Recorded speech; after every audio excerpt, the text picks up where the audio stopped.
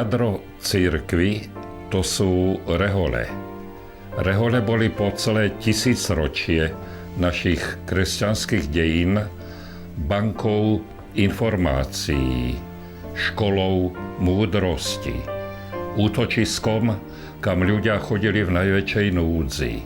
Starí, chorí, opustení, tuláci, bezdomovci, žobráci v kláštoroch našli svoju pomoc a ochranu.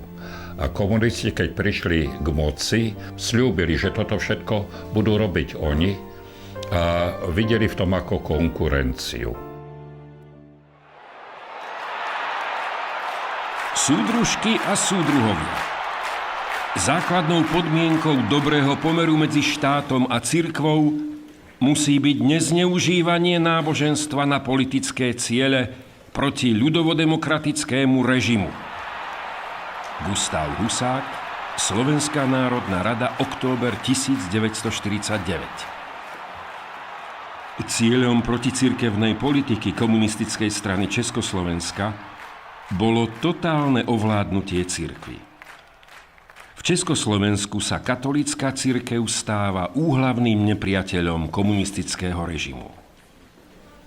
Školský rok sa začal, ale naši predstavení asi tušili, že sa niečo deje nedobrého, preto predčasne dali poslucháčov 5. ročníka vysvetiť 20. novembra 1949. Bežne by boli vysvetení až v júni. Teda veriaci, ktorí chodili tam do kostola, počuli od svojich známych alebo príbuzných, že je nejaká zvláštna pohotovosť na polícii a z toho dôvodu sme mysleli, že zrejme aj na nás príde rad a že asi tejto noci sa to udeje. Večer ľudia nám došli povedať, že 3 autobusy došli milicionárov, potom bezpečákov, aj tajných a sú po hostincov okolo kláštora. Niečo sa asi deje. Shodou okolností okolo 12 som išiel na druhé poschodie vonku a videl som, ako prichádzajú autobusy, 3 autobusy hore na Kalváriu. A keď prišli pred misijný dom, pred kostolom, teda z týchto autobusov vystúpilo obrovské množstvo milicionári, eštebáci a obkolesili celý misijný dom. Na jar roku 1950 nariadil Ústredný výbor komunistickej strany Československa likvidáciu mužských reholí. Takzvanú akciu K kláštory naplánovali v noci z 13. na 14. apríla roku 1950. Cieľom akcie bolo obsadiť kláštory, vysťahovať reholníkov a zmocniť sa majetku cirkvi. Na Slovensku akcia K postihla viac ako 1000 reholníkov, 16 reholných rádov a zlikvidovala činnosť vo viac ako 90 kláštoroch. Komunistická strana Československa v krátkom čase zmarila všetky kultúrne, duchovné, výchovné a sociálne aktivity reholných rádov a komunisti ďalších 40 rokov nenašli za ne náhradu.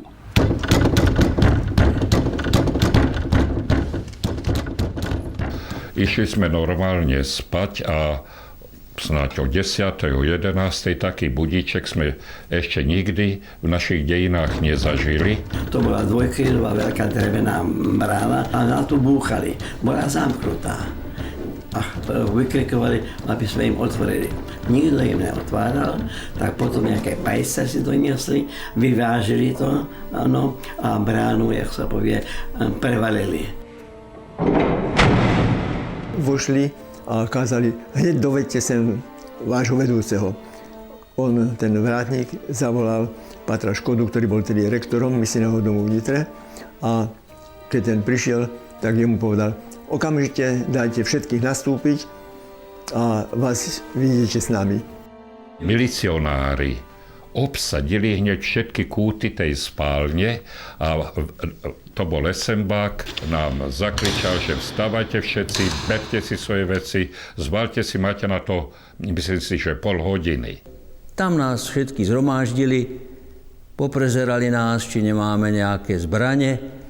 Samozrejme, nič nenašli, iba v kostole za oltárom, ktoré tam dali, pretože už otec Ivan Mastiliak 14. marca 1950 bol zaistený, to bol náš profesor, a bol súdený ako vatikánsky špión. Keď som zišiel zo schodov a bolo treba zabočiť von k bráne na ulicu, tam pod lampou stál pán doktor Okáli. On nevedel, že ja ho poznám, ale bol zo Skalice v koženom kabáte a revolver mal v ruke. Teda on bol tedy povereníkom a viedol túto akciu. Na slovenskú akciu kláštory riadil povereník vnútra Daniel Okáli pod dozorom a v spolupráci s EŠTB na čele s komunistickou stranou Československa. Do likvidácií kláštorov boli zapojené ľudové milície a armáda. To, že komunistický režim nasadil do akcie likvidácie reholí také množstvo a taký počet represívnych orgánov a zložiek moci, ako sa to teda stalo pri akcii K, nie je náhoda. Chcel tým demonštrovať, že tieto rehole sú veľkým nebezpečenstvom pre komunistický režim, že sú veľkým pilierom katolíckej cirkvi, ktorá sa bráni nejakému podriadeniu tomuto režimu. Takže išli sme ovšem dolu do kostola a zaspiali sme si ešte Matka neopúšťaj nás, sme si zaspiali mariánsku pesničku, dostali príjmanie, pred kostolom stali tí policajti a tým kordónom policajtov sme vošli do autobusov, ktoré tam boli pripravené. Shodou okolností nemohol som znášať cestovanie, tak som poprosil, aby som mohol byť vpredu. Tak som pozoroval po ceste a som stál predu pri šoferovi a tam samozrejme bol aj pes a jeden milicista, jeden ozbrojený príslušník. Na všetkých križovatkách stali teda ako žandári a ukazovali smer, pretože pravdepodobne ani šoféri a vodiči nevedeli, kam ideme.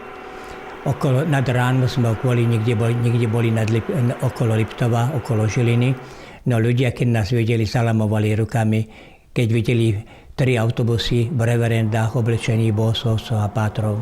Cestou si pamätám, že mal som pre istotu nejaký kus papiera a ceruzu, tak som napísal tak akoby pozdrav svojim rodičom, aj to, že sa nás vezú, a opatrne som vyhodil tento papierik s prosbou, že prosím vás, hoďte to na poštu. To, čo som tam presne napísal, neviem, len toľko to, že sme v autobuse a vezieme sa nevedno kam, však ak bude možné, hneď sa vám, milí rodičia, ozvem.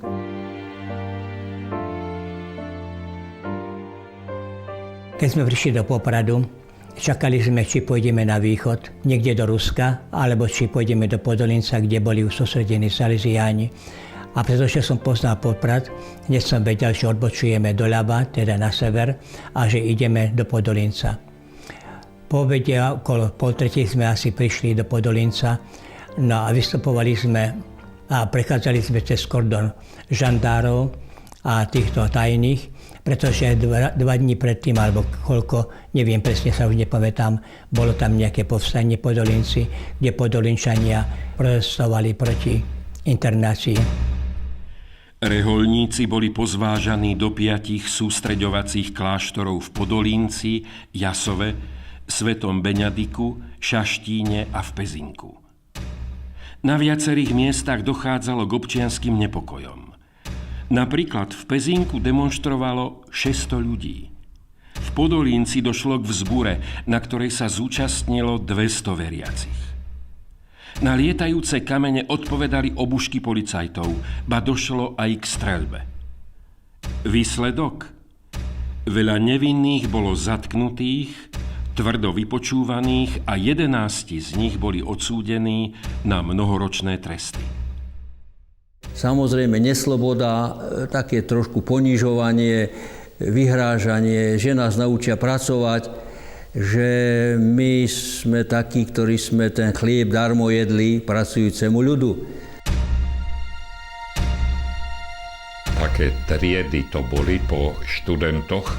Lavice boli nahádzané na vrch, na poschodia a my sme mali ako pri stene, každý si prestrel plachtu alebo deku a zase jeden vedľa druhého, ale už ako sardinky, jeden vedľa druhého. Prípadne, ak tam bola nejaká posteľ, tak aj pod posteľou sa spalo, teda na poschodí, ale to využil sa každý štvorcový meter a tam bol balšový chaos. Okolo 500 ľudí sa tam napratalo. Boli sme v izbe po 20, 15, 30, ako ktorí. No. A išli sme spať na jednej posteli, krížom sme spali, ležali. No, tam na jednej posteli aj traja. Všetci spolužiaci sme tam strávili pod dozorom, samozrejme, a eštebákov a žandárov a nemohli sme dokonca v noci výjsť ani na záchod bez ich sprievodu. Kufre sme si dali pod posteľ a reverendy nemali sme si kde zavesiť, lebo nebolo ani jedného klinca. A tak sme prespali prvú a druhú noc a potom nás zobrali na dvor prenášať drevo a tam nám tí starší spolubratia boli takí šikovní, dali nám klince a sme si pozabíjali, aby sme mali aspoň kde si zavesiť reverendy.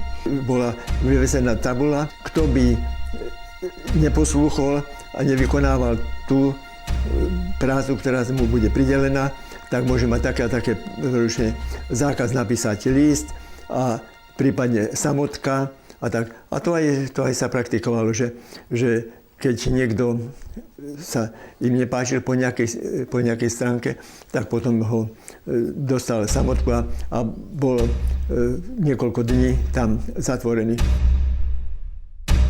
Celý kláštor, aj záhrady, ktoré boli tu, bol prísne strážený, aby nikto neutiekol.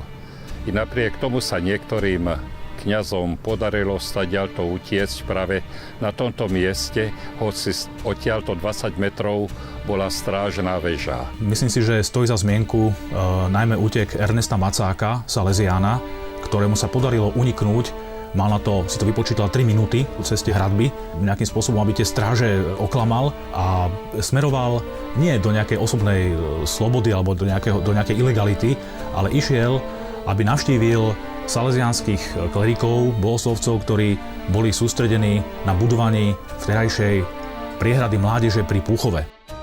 Bolo to strážené a viem, že môj otec nebohý tam prišiel ma navštíviť, keď sa dopočul, že sme tam sústredení, tak priviedol ma SMBák a otec, som ho videl v živote snáď prvýkrát plakať.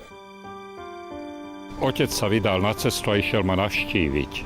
Tu sme nesmeli prijímať návštevy, ale poslal mi po dozorcovi kus slaniny a išiel som na horné poschodie do okna, pozrel som sa dolu a otec tam plakal, čo som otca po prvý raz videl plakať nad údelom svojho nešťastného syna. V roku 1950 sa situácia v cirkvi prudko zhoršovala. Po prijatí proticirkevných zákonov bol zriadený Slovenský úrad pre veci cirkevné, ktorý cirkvi kontroloval. Komunisti zrušili všetky náboženské spolky a prakticky celú cirkevnú tlač. Biskupy a kňazi museli skladať sľub vernosti. Kňazi na výkon duchovnej služby potrebovali štátny súhlas. Zrušili všetky semináre, i diecézne, i rehoľné a založili len 2 v Prahe pre Čechy a Bratislave pre Slovensko a nás tam vyzývali, aby sme nastúpili. Takí kňazi to boli Lukačovič, Plojhár a teológie doktor Straka. A hovorili nám, chlapci, vy máte všetky práva, vy ste slobodní, v Bratislave je seminár, tam vás kľudne chcete študovať za farára, naša ľudovo-demokratické zriadenie potrebuje kňazov, pôjdete študovať do Bratislavy. Bolo to vlastne len pasa na to, aby sme sa tam prihlásili a chceli z nás urobiť, tedy bol pojem vlastenecký kňaz. Kto sa prihlásil, bol vlastenecký, kto nespolupracoval s komunistami, tak bol nepriateľský alebo nepriateľ.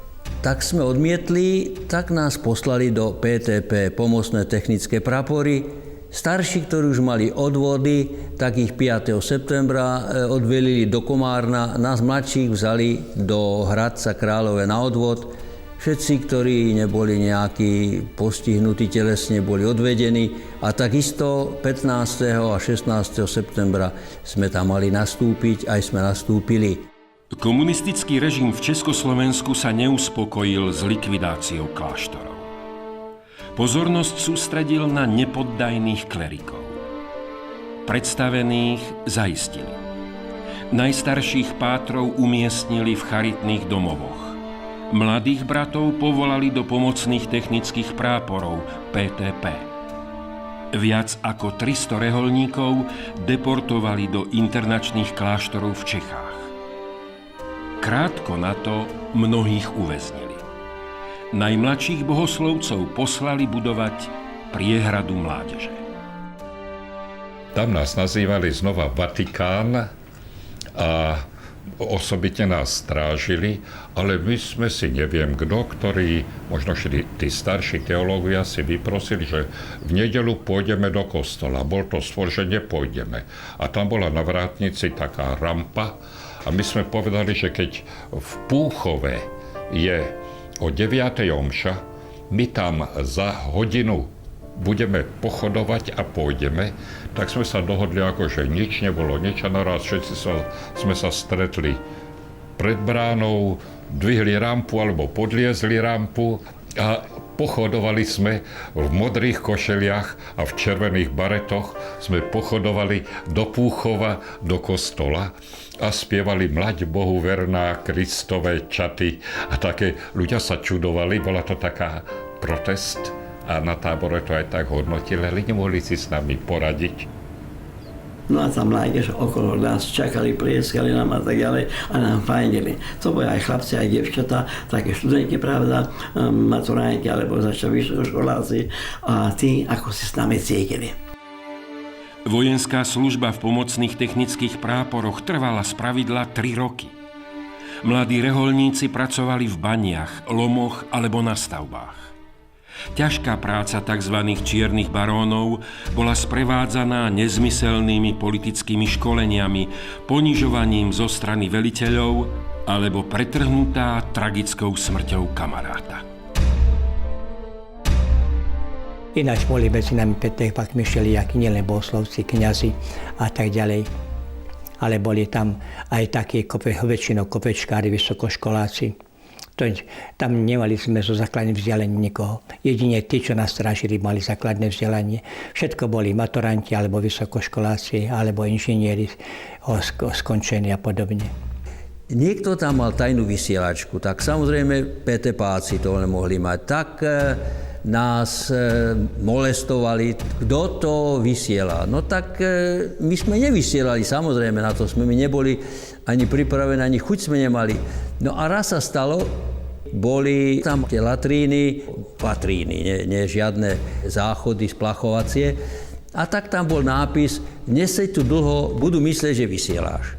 Politruk to zistil a bolo zlé vyšetrovanie.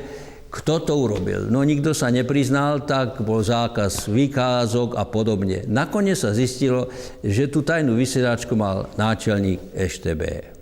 Ešte si pamätám paragraf 39. Predĺžime vám vojenskú službu do neurčita. To bolo dačo hrozné. No ale niektorí chlapci, čo boli ženatí, lebo to boli aj civili a tak ďalej, psychicky to neznesli a iné sa nám tam obesil. Spočiatku nám prijal ten veliteľ, v nedeľu sme mohli ísť spoločne na svätú omšu. Zase my sme sa mu odvďačili, keď povedal, chlapci, bude oznak TOZ, treba, aby sme to splnili, tak po práci som zobral ruksák s tehlami a pochodoval som a bežali sme a získali sme oznak TOZ a on dostal pochvalu.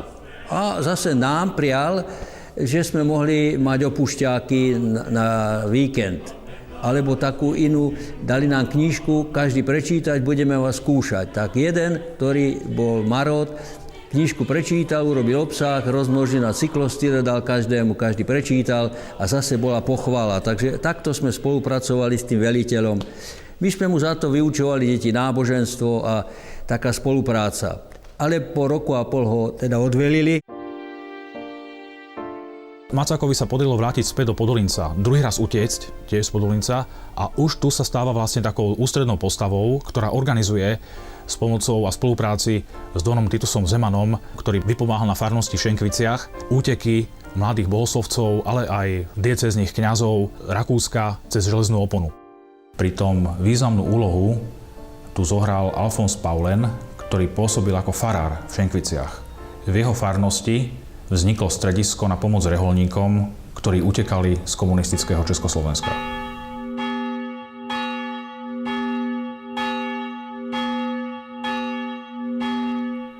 Tretia výprava sa uskutočnila v apríli roku 1951. Noc bola chladná a padal hustý dážď. V tichom zástupe sa k rieke Morave približovalo 22 tmavých postáv. Jednou z nich bol Anton Hlinka, mladý Salesián, vojak, ktorý dezertoval z PTP. Za dezerciu mu hrozil vysoký trest vojenského tribunálu. Skupina prekročila hlavnú cestu a ocitla sa v hraničnom pásme. Prešli sme tú cestu a z diaľky sa približovalo auto a reflektormi svietilo doprava a doľava.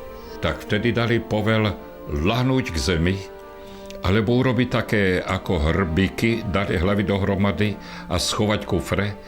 Ale boli sme dosť ďaleko od cesty, aby nás to auto neosvetlilo a nezbadalo. No až po tieto miesta sme prišli po 22-kilometrovej túre z Hoštína v noci za dážďa a sem a šmyklavý terén. Na mnohých miestach mnohí popadali, sme ich museli dvíhať, dokonca nesli viac menej na rukách starších pánov. Bol tam pán doktor Koštial, človek, ktorý mal už vtedy choroby a cukrovku. Myslím si, že niesol aj ten písací stroj. A to je už ťažký kufor, tak ja som nesol aj svoju aktovku, aj ten jeho kufor. Potom už bolo treba aj jemu pomáhať, tí moji mu pomáhali. Už sme ho ťažko niesli k tým hraniciam. Tu naľavo bola rozvinená Morava, ktorá, jak sa povie, brala všetko, šuštela a tak ďalej. A my sme hľadali miesto, kde by sme mohli prejsť na druhú stranu. Tak sa chvíľu tam rozhodovali, debatovali a potom hovorili, nepôjdeme, musíme ísť druhýkrát. Tak sa rozhodlo, že sa vrátime a tak sme sa vraceli, ale už nie organizovane. Už každý išiel na vlastnú päsť. Ráno po tej tragickej noci som viedol jedného dôstojného pána pod pazuchy a jeho kufor a tam kúsok odtiaľ, toto bolo všetko ešte pole, tak som ho nechal, aby sme ako nenápadne išli na túto stanicu do Veľkých Levár a prichádzal som sem pred dvere, tadiaľ to sa vchádzalo a odtiaľ už vyšiel automatčík s automatom na mňa a ruky hore. Antonovi Hlinkovi a ešte pár jedincom sa podarilo uísť. Zvyšok skupiny na čele s jej organizátorom Titom Zemanom pochytali. V podzemí Bratislavského hradu ich týždeň mučili. Spali iba na dláške. Po úvodnom výsluchu ich previezli do Leopoldovskej väznice, kde ich čakal smutne známy Leopoldovský mlyn. Zobrali ma na výstup večer o 10. hodine. Keď už bol človek unavený, nachodený po tej cele a tak ďalej a začali tvrdo na mňa, už útočne. A nielen útočne, ale už aj ten, čo ma vyšetroval, ten stlačí nejaký gombík a odzadu došli nejaký chlapík a drápal ma pod krk a hovorí, čo je tvrdšie, tvoja hlava alebo tá stena? Začne ma buchať hlavou od stenu.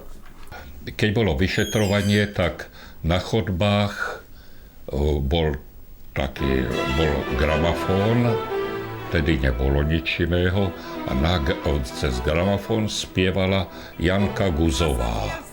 Tá bola vtedy aktuálna ako ľudová speváčka, teda tá muzika išla stále a to bolo vyšetrovanie, kde sa ľuďom lámali kosti a v tom speve nebolo nič počuť. No a potom hovorím, vstať a hovorím, dámy, podpísať zápisnicu. To už ten vyšetrovateľ. Prečítaj si ju a podpíš ju. A ja čítam odchovanec klerofašistického režimu, ktorí mali študovať na vysoké vatikánske školy, vrátiť sa sem a vrátiť naše ženy a deti. Takúto zápisnicu mi dali. Ja hovorím, prosím vás, to je nezmysel. Ja niekoho som nechcel vraždiť, po druhé, na vatikánske školy som neišiel, som išiel na Salesianské, chcel som ísť na Salesianské do Turína a ostatné, hovorím, čo chcete odo mňa. A začali ma mlátiť tedy. Tak som počul, ako vliekli niekoho, že teda ten šuchot, otvorili sa dvere na susednej cele a dovliekli tam niekoho, bolo ticho. Takže oni ma asi v deke na tú celu doviezli a to vodou, keď objavili, že každý však vedomil. No. A iba som započul, zdochli svinia, aj tak živý odtiaľ to nevylezeš.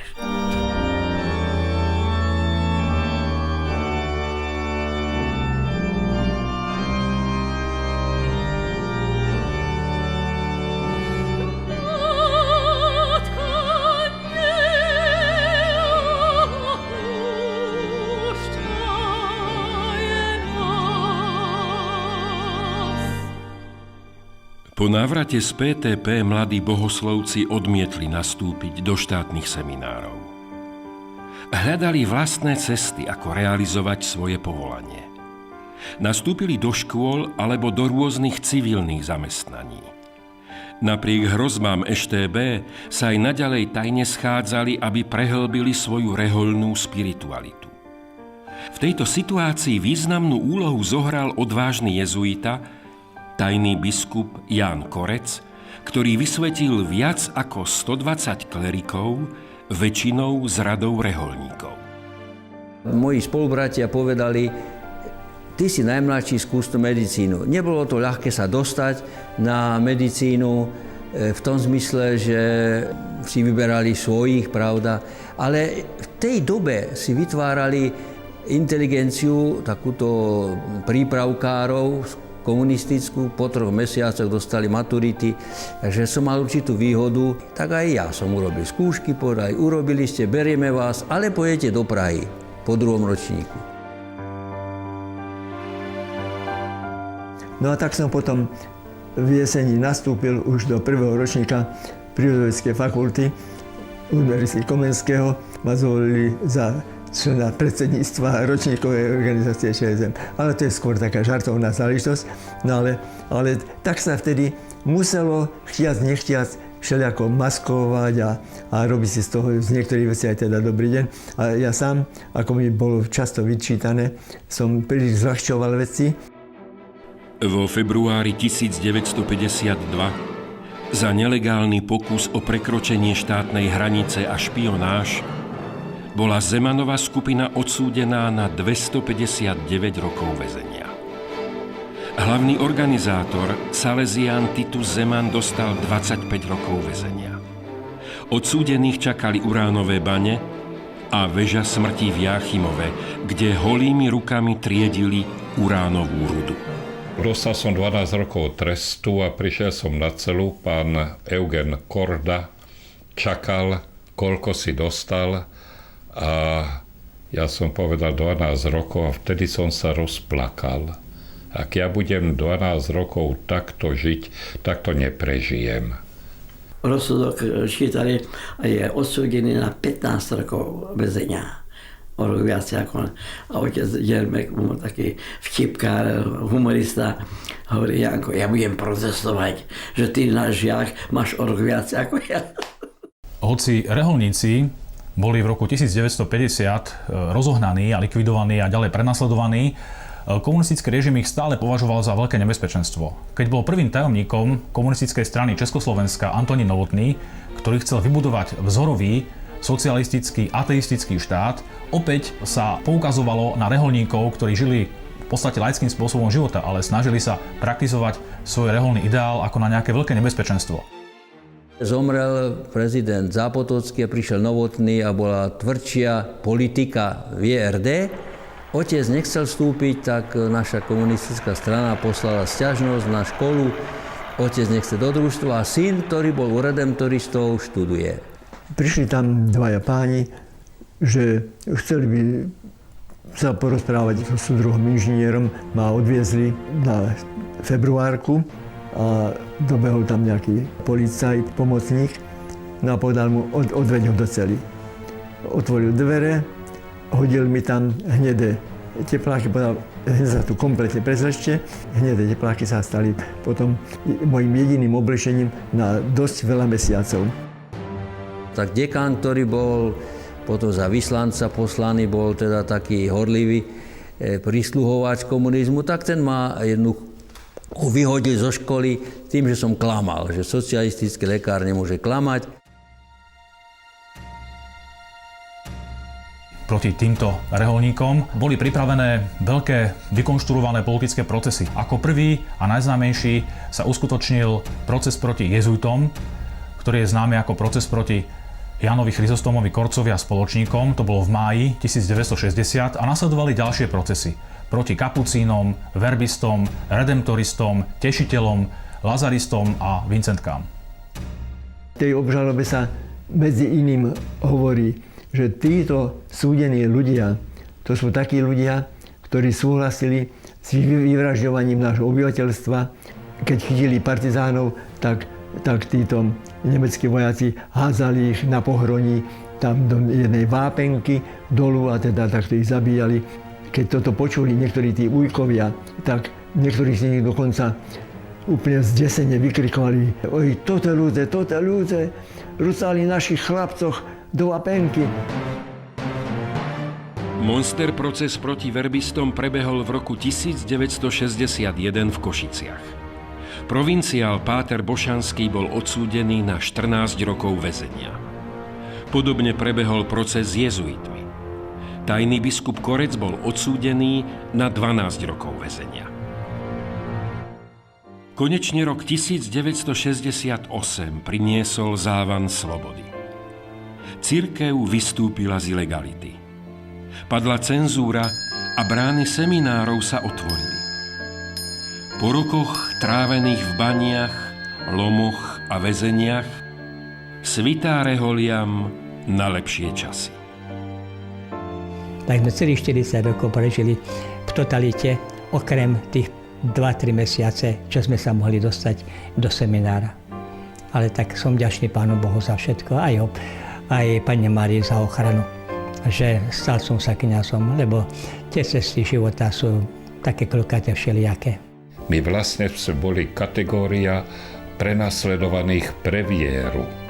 My sme boli svedkovia viery.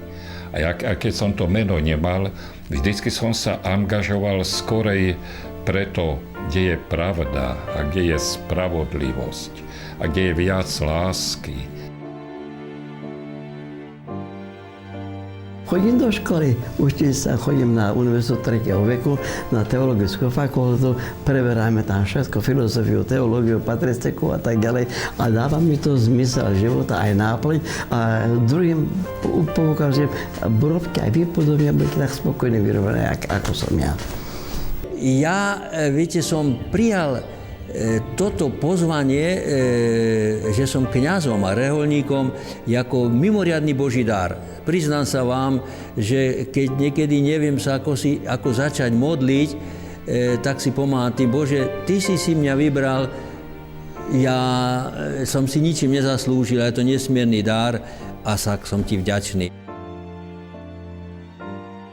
Momentálne teda už mám svojich požehnaných vyše 80, ale mám 4 dcery, s ktorými som veľmi šťastný, že ich máme a ktoré nám urobili veľa radostí.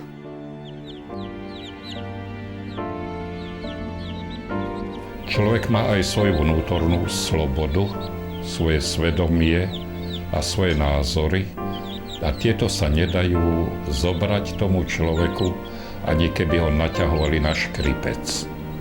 Tú vnútornú slobodu si človek musí nechať a potom aj tá vonkajšia nesloboda nebolí toľko, ako keď človek túto vnútornú slobodu nemá.